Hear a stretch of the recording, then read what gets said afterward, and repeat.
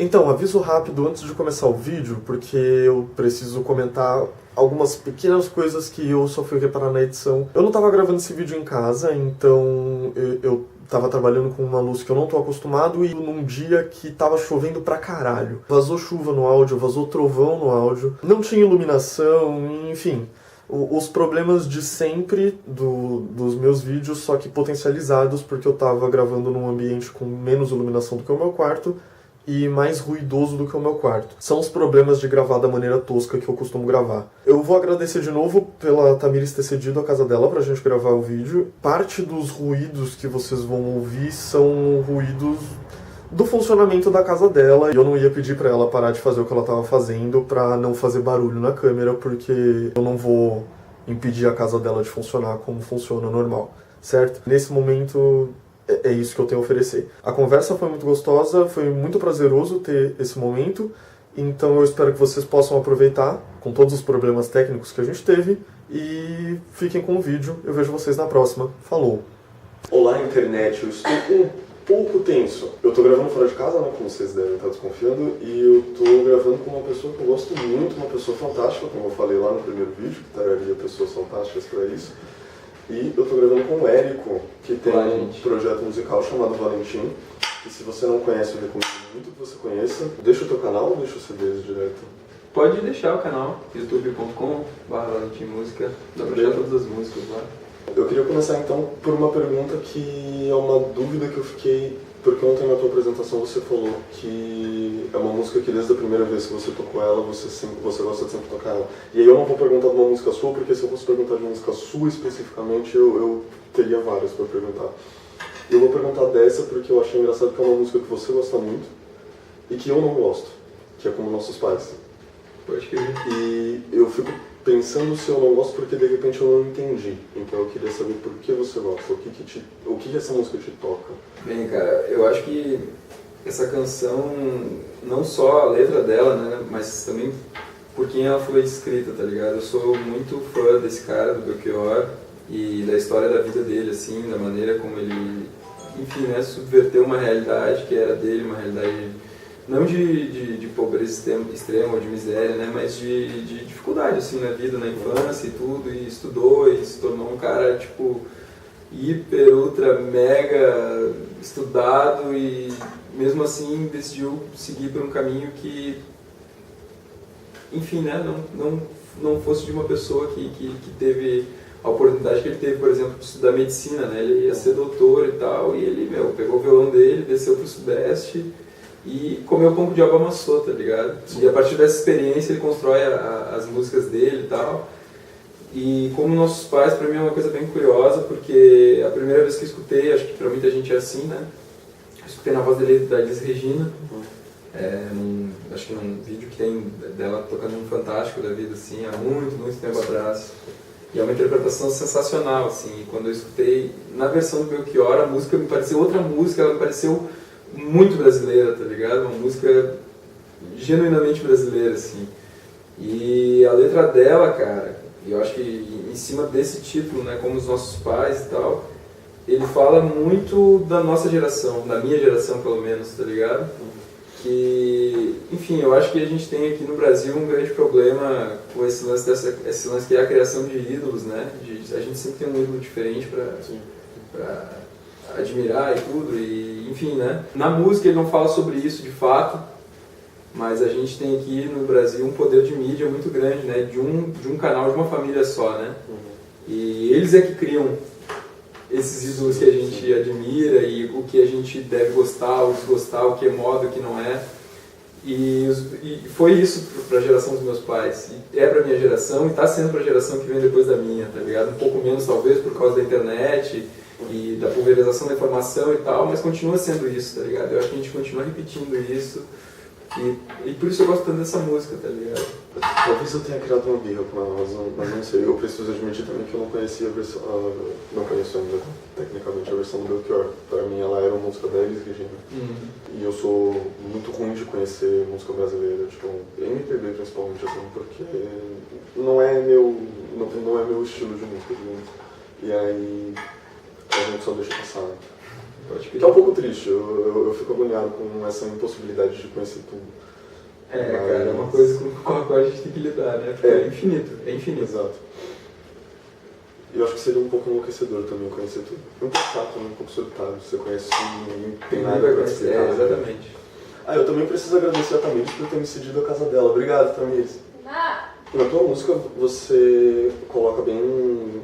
É bem visível que você vive um processo de viagem, você vive na estrada. Né? Também fala muito de despedida, creio que por causa desse processo de estar sempre indo para outros lugares, você está sempre se despedindo de onde você está. Né? Primeiro, como que é a estrada para ti no sentido de... Como é viver na estrada? Esse é um lance que eu preciso explicar, na real, que tipo assim, existe, talvez as pessoas criem muito essa ideia, né, de que eu viva na estrada.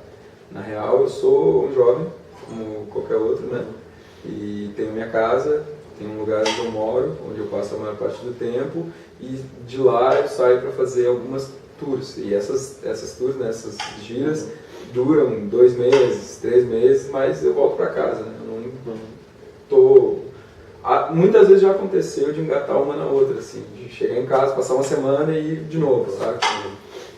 Mas, enfim, dentro desse processo, né, desse tempo que eu passo fora, eu tenho muita sorte, sou um cara muito privilegiado de ter encontrado gente muito, muito legal no meu caminho, tá ligado? De ter feito amigos e amigas que me acolhem, me recebem, me indicam lugares, me indicam outras pessoas, saca? Então não é um caminho... não é um caminho solitário, de fato, né? Eu viajo sozinho, normalmente, né? Viajo sozinho. Mas sempre encontro pessoas nos destinos, amigos e amigas, onde rola esse acolhimento, né? Eu digo carinho, né? Amor mesmo, porque, enfim, são pessoas com as quais eu construo laços que são, de certa forma, profundos, tá ligado? Porque a gente acaba passando tempo juntos, né?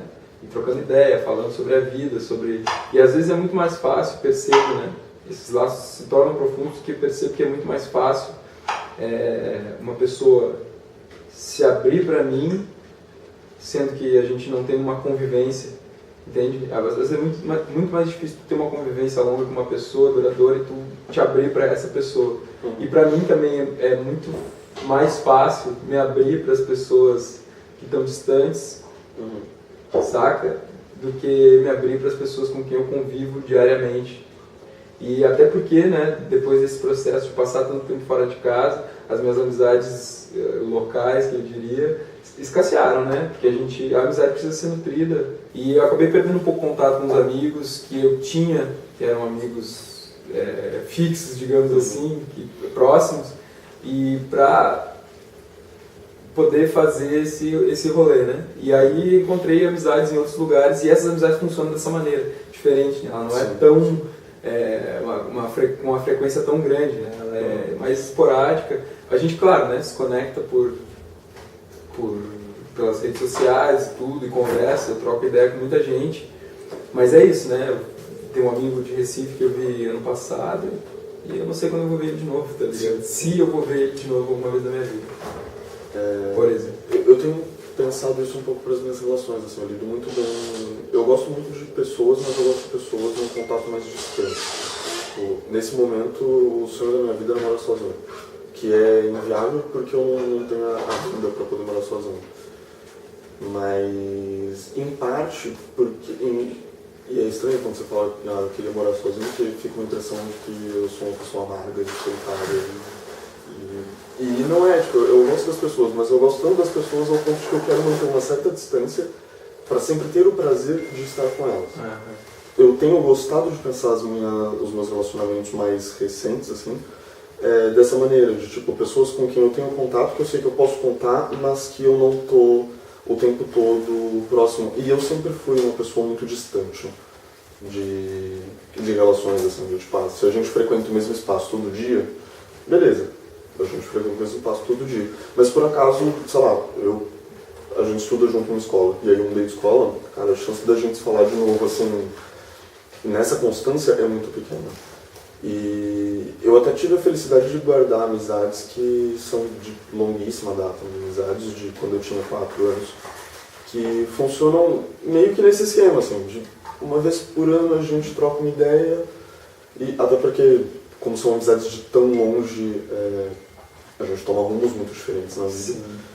Mas, assim, uma vez por ano a gente se fala e se atualiza do que está acontecendo, pelo menos o básico, né, do que está acontecendo.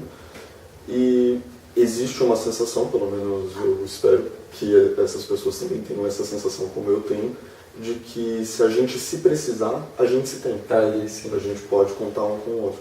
Pra mim, o fantástico das relações é isso, assim, mais às vezes do que estar constantemente junto das pessoas. O tempo todo. Que, na minha experiência, eu sinto que é um pouco... Eu sinto que vai minando a relação, sabe? A gente vai aos poucos cansando das manias das pessoas. Todo mundo tem suas manias, né? A convivência cobra um preço. Sim. Aí eu ia te perguntar também qual é o preço da estrada. Tipo... Eu acho que é esse, cara. Se distanciar de muita gente que eu gosto. Me distanciar tanto das pessoas que eu conhecia quanto das que eu conheço, tá ligado? Por exemplo, a Tamires, a gente se conheceu lá na praça, Pedro Osório, e hoje eu tô aqui na casa dela, e vou pra minha casa, e pô, gostaria de passar mais tempo aqui com ela, com os amigos dela e tudo, mas enfim, né? A gente vai se separar e vai se ver, sei lá, daqui a meses, talvez só ano que vem, vai saber, tá ligado? Esse é o preço, pra mim é o principal preço, assim, sabe? E esse lance que a gente estava falando, né, que sobre saber tudo é uma coisa muito solitária. Eu vivo muitos contextos diferentes, tá ligado? De viajar por aí, de experimentar inúmeras situações, saca? E às vezes me sinto que eu não tenho com quem dividir isso, tá ligado? De tipo, tá, beleza, eu posso lá e contar a minha história, mas tipo, só eu vivi aquilo e não tem a troca, saca? Mas é um preço também, né? Sim, sim. Sobre música, primeiro acho que uma coisa mais pontual, que é tipo, você falou que você começou a mexer com música em 2003. 2003. Então faz 15 anos, ou tá pra fazer 15 anos. Veio na minha primeira banda. E era uma banda de... Cara, era uma banda, na época a gente chamava de hardcore melódico, né? Mas ela já tinha tinha alguma coisa, uma perninha do DNA ali, que era o emo. A gente não tinha descoberto o emo ainda, a gente não sabia o que era emo, a gente escutava hardcore da Califórnia, no FX, Millen Collin, umas bandas Lagwagon, enfim. E a gente queria fazer aquele som, mas a gente fazia um som diferente, tá ligado? Sim. A gente veio tocar aqui em Pelotas uma vez, há muito, muito tempo atrás, eu nem lembro o nome do pico. Tem registro dessa banda ainda? Vídeo? Cara, tem, o nome da banda é Aster. Mas tem uma banda agora que se chama Aster que não é a gente. Mas inclusive tem um vídeo de registro que é uma espécie de fotoclipe, assim, não sei se chama isso, com várias fotos que a gente montou um clipe dessa viagem que a gente fez aqui pra Pelotas, cara. A gente tocou aqui em Pelotas no sábado, no domingo de tarde a gente tocou em São Leopoldo. Quando a gente chegou em São Leopoldo, cara, a gente tava totalmente doente já. E, tipo, primeira viagem com a banda, assim, a gente se estragou demais, assim, passei a noite acordado, não dormi. Cheguei em São Leopoldo, não tinha nem voz pra cantar, foi horrível. Mas foi divertido, cara. Aqui em Pelotas foi muito, muito massa o show. E depois da Aster foi a Do You Like? Depois da Aster, Do You Like, foi um processo de transição, assim, eu tinha a Aster ainda. Uma amiga ontem me falou isso aqui, cara, que eu tenho muita dificuldade de abandonar as paradas, assim, de desapegar. E aí quando ela falou isso ontem eu percebi que talvez isso seja em muitos aspectos da minha vida. Tinha a Aster, e aí assumi a Do You Like, assim, antes da Aster acabar. E fiquei mantendo essa relação com as duas bandas, mas não conseguia mais produzir pra Aster, tá ligado? Não conseguia mais produzir naquela linguagem, naquele formato e tal. E aí os caras, enfim, né, ficaram de cara comigo também um pouco, eu acho. Nunca perguntei, mas acho que ficaram assim, que a banda não acabou, né? A gente só foi aos poucos, se interessando e tal. A única banda que eu me envolvi acabou numa situação parecida, assim. A gente tava tendo muita dificuldade de entender o que a gente fazia. E a gente, a princípio, se propôs a fazer uma banda de cover. E aí ficava uma discussão sobre o que a gente toca. Só que a gente nunca chegou numa resposta, digamos assim. Então... Fudeu. Foi passando o tempo, a gente não conseguia decidir o que queria. A gente tava tendo uma dificuldade insana de conseguir baterista, porque todo baterista que a gente marcava ensaio, tipo, o cara ia 2 ensaios e aí... tô com outras coisas pra fazer, não vai dar pra ficar em banda agora, e aí... ficamos tentando levar assim, até que chegou uma hora que... E essa conversa nunca aconteceu. A gente só não marcou o próximo ensaio e ficou por isso. E ninguém nunca mais falou. Falou na banda lá, pode crer. E morreu. Eu tenho experiências muito ruins com música, e eu acho que um pouco por não saber exatamente o que eu quero. Eu acho que eu demorei muito tempo para me entender no universo musical. E quando eu me entendi no universo musical, eu já estava magoado com essa experiência e um pouco desesperançoso, porque eu tentei entrar na música como guitarrista. E eu levei, 10 anos para perceber que meu negócio não é guitarra, é baixo. Pode crer. Então... essa dificuldade de encontrar a própria identidade acabou me afastando da música. Hoje eu tenho vontade de voltar numa ideia também para fazer cover, porque eu não tenho um bom pensamento criativo para música, mas eu gosto muito de... Eu lido muito bem com a música dos outros. E aí, se eu fosse voltar para esse projeto, seria alguma coisa mais voz e violão, ou, na melhor das hipóteses, que para mim seria um sonho, porque eu acho que é uma experiência, eu nunca vi isso, seria alguém fazendo voz e violão e eu fazendo baixo. Eu gosto de voz e violão porque eu acho que tem uma melodia que é particular, e por mais que eu goste de música triste, e a gente já fala mais sobre música triste, mas por mais que eu goste de música triste e eu goste de música gritada, eu sinto que a voz e violão ela ainda tem uma tristeza que é inerente e que você não precisa colocar 500 distorções ali, ela já está triste por si só. Ela se completa ali. E a minha dúvida, já que eu nunca vi alguém fazendo isso, seria se eu colocasse um baixo nisso. Acho que fica massa, cara. Mas teria que ser um baixo... Eu acho que é aí que tá, né? As minhas músicas, eu posso falar da minha experiência, né? Uhum. Sempre que eu coloco outros instrumentos, assim, eu coloco eles completando o que eu faço com o violão, saca? Então, prestando muita atenção nas batidas, nos tempos. Então, de repente, saca? Eu já frito aqui num baixo mais ritmado, assim, mais cortado, não tão acompanhando, não tão... mais... saca? Acho que, pode ficar legal, tá ligado? Sei lá. Eu achei engraçado que eu tinha pensado exatamente no contrário, mas talvez eu tenha pensado exatamente no contrário porque eu gosto de um som que se prolonga. E ontem eu até estava comentando com a Mari, enquanto você estava tocando aquela música do Vitor Ramil, eu gosto de músicas que vão acabando aos poucos, sabe? E elas duram e elas cada dia. Eu acho que é um consenso que você toca música triste. E aí, ontem você tinha comentado da música, de como ela é... Eu tô tentando lembrar as suas palavras, porque eu já peguei o que você falou e já transformei numa outra coisa, que era o que eu vou te perguntar. Pode crer. Que é... A música ela é meio que um registro daquilo que você passa, né? Tipo, você passa por uma situação, você escreve a música sobre, e a música fica... Ela é o palpável dessa situação. A cristalização do momento. Isso. E eu acho muito catártico escutar música triste, porque... Calma que agora tem uma bifurcação. Isso é foda de ser ansioso. Eu penso e eu vou fazendo bifurcações e tentando pensar as duas coisas ao mesmo tempo. Eu acho catártico porque ela é o registro desse momento.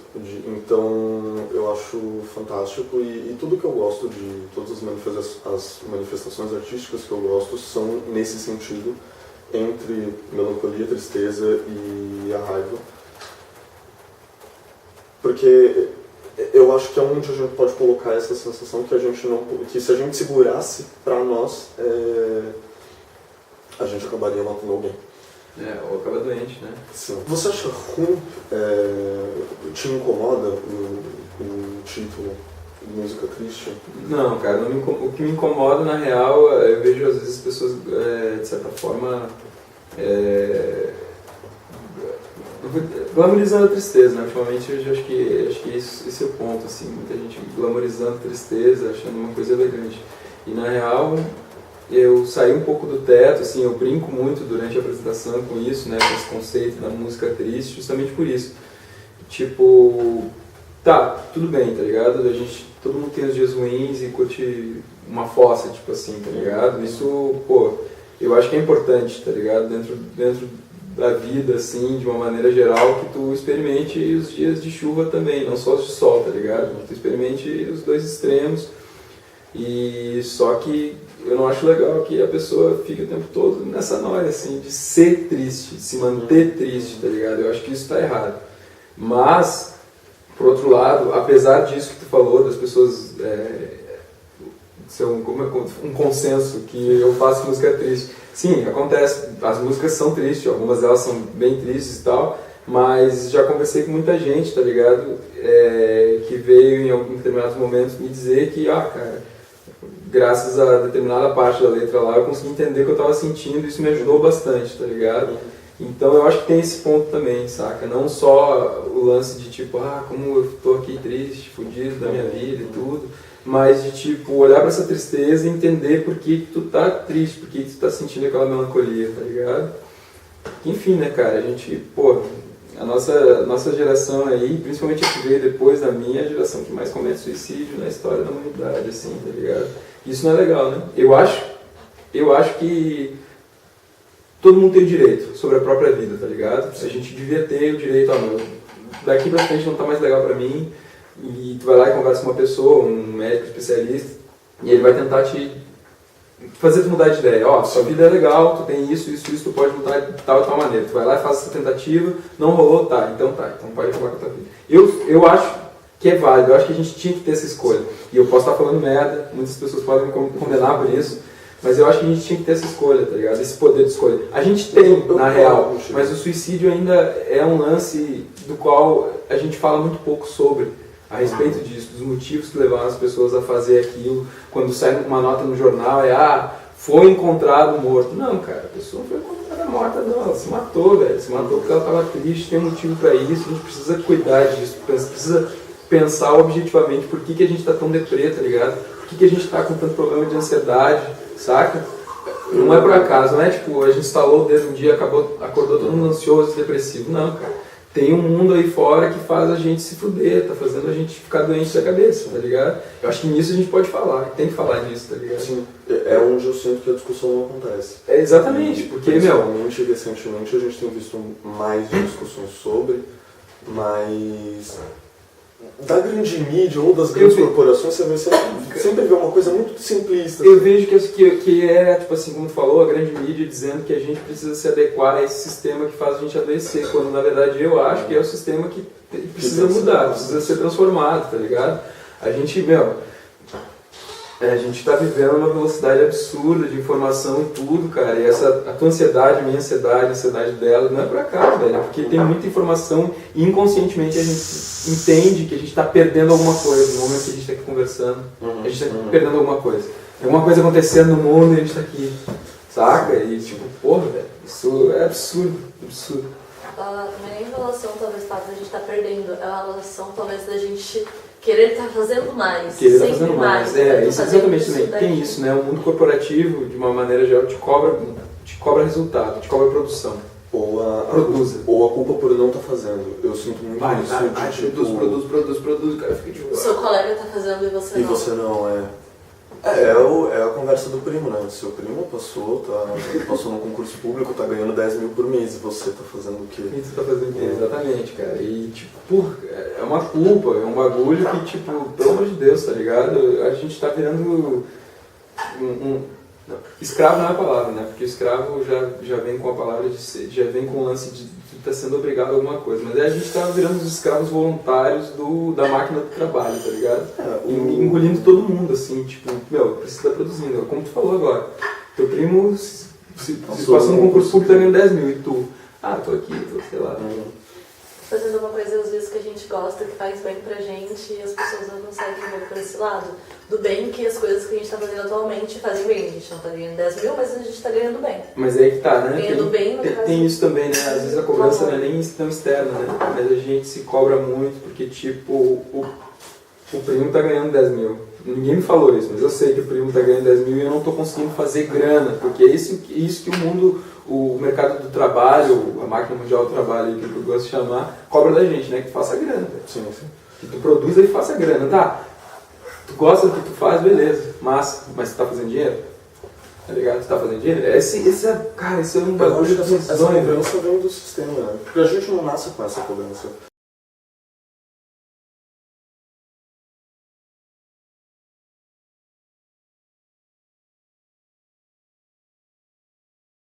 Talvez não a gente, mas assim, as pessoas no geral acho que pensam um pouco sobre. A gente guarda muita mágoa das pessoas e tem muita dificuldade de só, tipo, beleza, passou esse momento, tive esse problema e Vamos seguir o caminho. e vai, sabe? A gente aprende nos filmes de Hollywood a ser assim, né? Sim. Nossa, eu tive. A gente aprende na novela a ser assim, a gente aprende em todos os lugares que a gente, quando é criança, assim, não sente que está sendo ensinado, mas está sendo ensinado. Eu tive uma A gente aprende a ser assim, a ver o amor dessa maneira, né? Como um certificado de posse, né? De propriedade, quando não é mais, a gente não consegue largar fora, velho. Quantas histórias de casamentos aí que duram a vida inteira, as pessoas, tipo, tá, tamo aí nessa relação e ponto. Um dia eu percebi isso, assim, tava vendo como Hollywood, não só Hollywood, mas como a grande mídia molda a ideia que a gente tem de relacionamento. E foi num momento que pra mim foi nesse momento assim que eu tava redescobrindo os meus relacionamentos, as relações que eu mantinha. E eu fiquei um pouco assustado, assim, porque é uma coisa que eu, particularmente, tenho essa dificuldade, às vezes, com coisas que são muito além do que eu me sinto capaz de mudar no mundo. Então, tipo, eu posso tentar desconstruir o máximo de pessoas que eu puder no assunto relacionamento, mas, tipo, Hollywood é muito maior que eu. E eu acho isso um pouco frustrante e um pouco temeroso, mas eu não tenho muita esperança mais no mundo, digamos assim. Eu realmente queria que acabasse só e tipo, Eu penso nisso, cara. Eu queria que o mundo acabasse, mas eu queria que rolasse o cometa, tá ligado? Eu queria muito, porque eu queria muito ver essa grandiosidade, assim, meu. Imagina, velho, sentir um bagulho assim e ver o lance vindo, assim, tipo. Ia ser foda, cara. Ia ser, tipo, muito apavorante, assim, ia ser um terror fudido. Todo mundo ia se mijar esse cara na calça, assim, cara, fudeu, velho, chorando. Mas, cara, imagina que espetáculo grandioso, velho. Uma onda de destruição em massa, assim. Pra nós que não somos astronautas, é mais perto que a gente vai chegar do espaço. Exatamente, cara, é mais próximo de tudo que é possível, né? Sim. Essa é outra área que eu queria, assim, quando eu estivesse morrendo, ser lançado ao espaço pra poder admirar essa grandiosidade enquanto eu morro, mas vai acontecer. Provavelmente vai custar milhões isso. Eu até creio que seja possível, mas eu acho que vai custar milhões. Estamos tomando muito remédio, né? Todo mundo tomando remédio pra ansiedade. Eu me recuso a tomar remédios. Eu também. Eu não sei se eu tô me fazendo bem por isso, mas eu também. Eu procuro fazer atividades que vão me manter centrado no que eu tô fazendo. Não, mas não é nem remédio, por exemplo, porque eu nunca me medicaram, de certa forma. Mas eu evito muito a questão das farmacêuticas, tipo, você tá com uma gripe, toma uma coisinha, você tá com uma dor de cabeça, toma uma coisinha, toma... Tipo, eu acho um terror quando eu vejo gente que tem uma gaveta cheia de remédio e fala, olha quantos remédios eu tenho. Eu fico tipo... Acontece, né? Acontece, assim como a gente não é estimulado a pensar na vida de uma maneira geral, assim, a gente não é estimulado a pensar na nossa saúde, né? Na nossa saúde física, assim, né? De maneira saúde é um negócio que a gente vai no médico e alguém resolve pra gente. Exatamente. E o médico, ele é um empresário do laboratório, né? A nossa saúde é feita... Quer dizer, eu comecei a estudar a saúde depois que eu descobri a medicina ayurvédica, né? Que ela é muito menos invasiva, assim, e ela é mais de manutenção mesmo, preventiva do que pra tratar depois que já aconteceu, tá ligado? Então, depois que eu comecei a estudar isso, nossa, mudou completamente a minha vida, a maneira como eu me alimento, como eu durmo, como eu me exercito, tudo mudou, cara. Porque é isso, né? O cara precisa estar 100% pra entender essa caralho que tá acontecendo com a gente aí. Eu não estudo porque é aquele feeling, assim, que eu falei da MPB, tipo, não tá na primeira camada dos meus interesses, então o tempo vai passando e eu não vou vendo. Mas eu aprendi a sentir o meu corpo, de prestar atenção no que eu estou sentindo, como eu estou sentindo, como isso se manifesta e repensar de repente, tipo, tá, será que isso tem a ver com alguma merda que eu fiz ontem? Não resolve muito, mas assim, pelo menos eu estou prestando atenção nisso que eu sinto, né? Então eu não tô tão às cegas quanto seria. Tá bom isso aí? Eu não gosto de encerrar e perder alguma coisa, mas eu acho que é melhor a gente ir encaminhando pro final. Pra garantir que a gente não engaste em mais uma conversa de 40 minutos, eu tenho que ligar a câmera mais 2 vezes. Sim. O último. Editar tudo isso depois. Editar não é tanto problema porque eu vou vendo e vou me divertindo, mas... Problemas corporativos, né? Tipo, o problema é que a última conversa que eu gravei assim teve 50 minutos de vídeo bruto. A gente conversou por 1h30. E tipo, a minha intenção era colocar tudo no YouTube, só que se eu colocar tudo no YouTube as pessoas não veem. Em 50 minutos as pessoas já não veem. Então, tipo, problemas corporativos, que eu não sei exatamente porque eu me importo, já que meu canal não rende dinheiro. Abraço, Ainda YouTube. não. Ainda não. Eu creio que não vai render, mas enfim. Inclusive o YouTube me roubou meus $10 que eu tinha lá. Mas enfim, é melhor eu não falar mal do patrão aqui. Do alto da tua experiência, como se você fosse uma pessoa muito velha e muito sábia. Muito sábia, acho que sim, mas... Eu vou fazer a idade de Jesus Cristo aí, em setembro, cara. De setembro, de que dia que você é? Eu sou dia 11 de setembro. Ah, tá brincando. Também é? Mês virginiano nessa sala. Caralho, velho, que massa. Nossa, que foda. Você também é 11? Sim. Nossa, Então, que várias foda. três gêmeas. Onde você estava no 11 de setembro? Meu, eu tava chegando, me lembro até hoje, cheguei do colégio, levei um amigo pra almoçar na minha casa e minha mãe tinha feito lasanha de frango, né, que eu comia ainda e tava deliciosa a lasanha.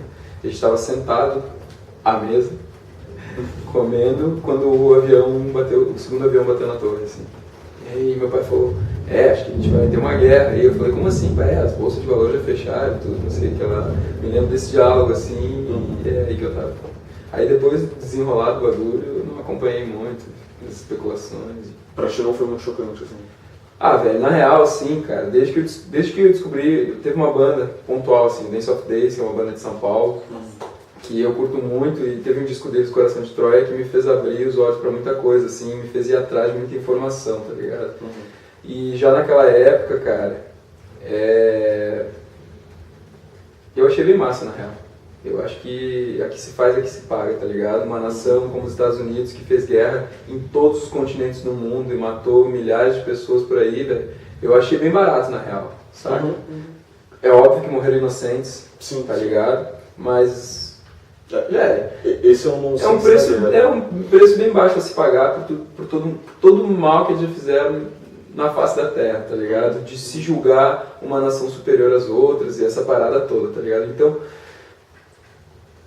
não fiquei chocado, tá ligado? Eu pensei, na real, quem cutuca, né, o bagulho e o vespeiro vai se machucar, né? E os caras mexeram com uma galera que, tipo, tá na religião deles fazer o bagulho, né? Fazer a guerra santa e destruir o inimigo estrangeiro. Então, bem na real, eu não fiquei chocado. Falei, é só uma consequência de tudo, né? Eu era razoavelmente mais novo que você no dia, então pra mim foi o... meu pai não estava em casa no dia, eu digo meu pai porque...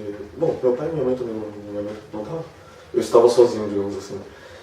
Então eu meio que não tinha como desenvolver aquilo. E eu não tinha entendimento de tudo que acontecia. Hoje que eu entendo, a minha relação é meio sua, assim, é meio tipo... O que vocês esperavam, né? Depois que vocês fizeram aí com... Mas na época, até pelo... E eu era muito fácil cair nisso, no drama da mídia corporativa, de fazer cena e tal, enfim. Então eu acabei comprando muito essa ideia e eu fiquei por anos muito triste com o fato de que, tipo, 3.000 pessoas foram assassinadas num atentado terrorista no meu aniversário. E, de certa forma, acho que foi a primeira vez que eu tive o choque de realidade de que, tipo, o meu aniversário é um dia que pode ser muito legal pra mim, mas o resto do mundo continua girando. E, tipo, beleza, massa, viva a sua vida, mas, né, o mundo acontece e ele não vai te esperar. E acho que foi um pouco um choque porque eu sempre fui, pelo menos nesse momento, até a pré-adolescência, até o começo da adolescência mesmo, eu sempre fui muito tratado como... uma criança especial e tal, então, tipo, aquele momento foi um momento que rompeu a minha noção de especial, tipo, eu sou especial, é o meu dia, mas o mundo tá acabando. O que tá acontecendo? Cara, é isso. Algo que você queira acrescentar? De tudo, assim, alguma coisa que você queira falar, alguma mensagem pra posteridade. Eu não sei quando vai postar esse vídeo de fato aí, mas enfim, né? A única coisa que eu sempre falo pra todo mundo é que todos os seres humanos são dignos de respeito, tá ligado? Todos eles, Obrigado. Confirmou. Independente da posição que a pessoa ocupe na sociedade, seja liberdade ou no cárcere, todos os seres humanos são dignos de respeito, de dignidade, tá ligado? E disso a gente não pode esquecer, porque eu acho que é isso que nos torna humanos, né? Foda-se o fascismo e, porra, vamos transformar esse mundo aí num lugar legal de viver. Acho que é isso. Top. Eu vou parafrasear o ET Bilu, então, busquem conhecimento. Caralho, essa semana eu vi um vídeo, alguém postou no Facebook, velho, uma pessoa ideia, isso foi real, né, velho? Isso foi real. Em algum momento isso realmente aconteceu na televisão brasileira e, tipo, alguém acreditou naquela parada do ET Bilu, né, velho? Se a gente teve a galera do Taubaté, o que é o ET Bilu? Meu Deus, cara. Eu acho que eu passo além da real. Putz, cara. Como, né, velho? Ele tá se mexendo ali atrás do mato, olha aqui, ó, atrás do matinho.